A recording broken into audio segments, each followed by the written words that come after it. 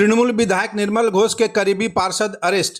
पानीहाटी के पूर्व तृणमूल विधायक निर्मल घोष के बेहद करीबी पूर्व पार्षद हिमांशु देव को खड़दा थाना की पुलिस ने अरेस्ट किया है।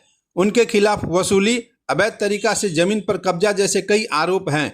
पानीहाटी नगर पालिका के 25 नंबर वार्ड के वह तृणमूल पार्षद थे। तृणमूल सरकार के पतन के बाद से हिमांशु देव फरार थे।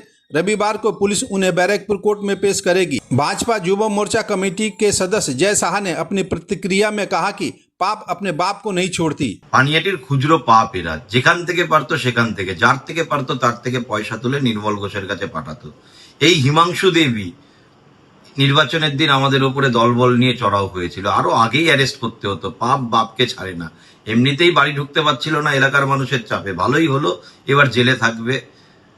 পানিহাটির চুনোপুটিদের সাফাই অভিযান চলছে, খুব শিগগিরই আসল কালপ্রিট মামার বাড়ি যাবে।